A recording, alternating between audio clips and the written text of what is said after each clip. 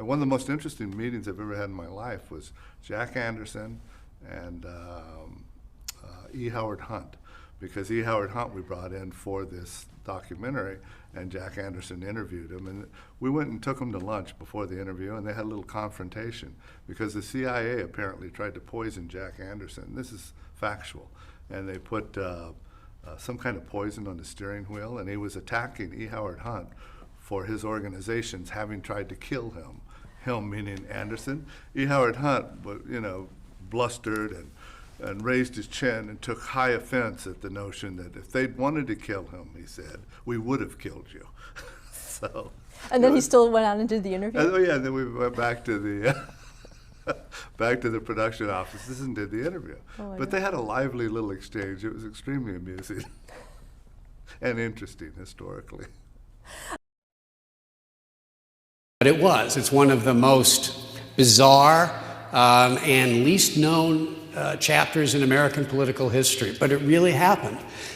Richard Nixon's White House was so frustrated with columnist Jack Anderson, who was the leading investigative reporter of his day, with so many of his exposés that not only embarrassed the administration, but sent two of Nixon's top advisors, the Attorney General of the United States and the CIA director, ended up pleading guilty for being convicted of crimes, that they actually plotted to kill him.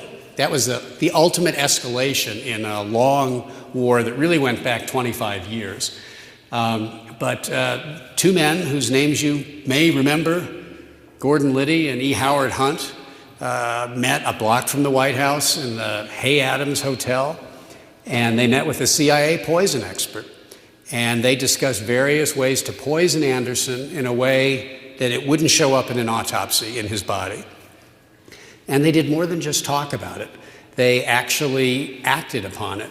They followed Anderson. They tailed him from his office in downtown Washington all the way to his home in Bethesda, Maryland, in the suburbs, to see the route he drove and to see where they could stage an auto crash, ram into his car from behind so it would flip over, crash, and burn.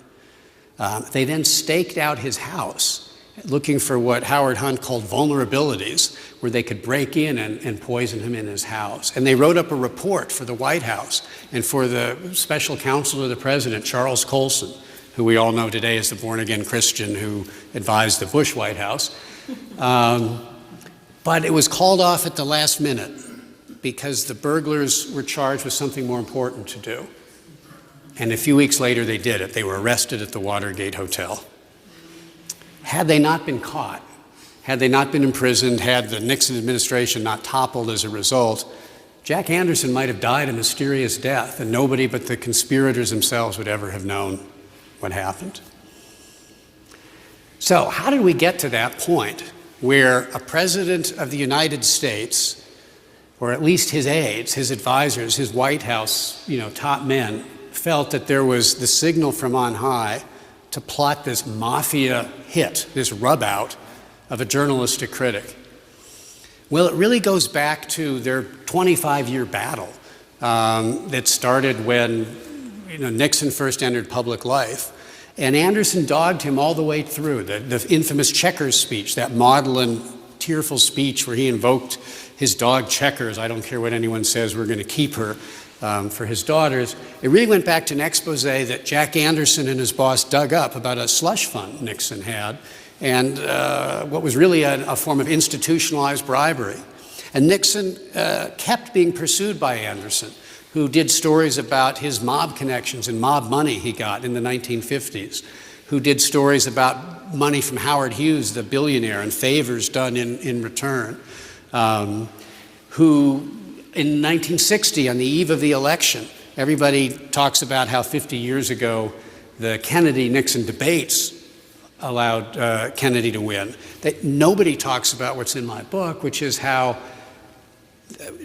Jack Anderson, in hand in glove with the Kennedys, did a last-minute election eve expose about Nixon's financial scandals that may have been just as pivotal as the presidential debates in the closely fought election. And this dirty trick, it involved a break-in, much like Watergate, came 2 years after Anderson himself was caught bugging in a Washington hotel room.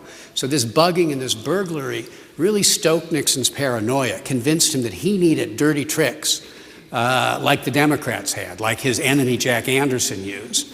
And in many ways helped sow the seeds of what would become the Watergate scandal that brought him down.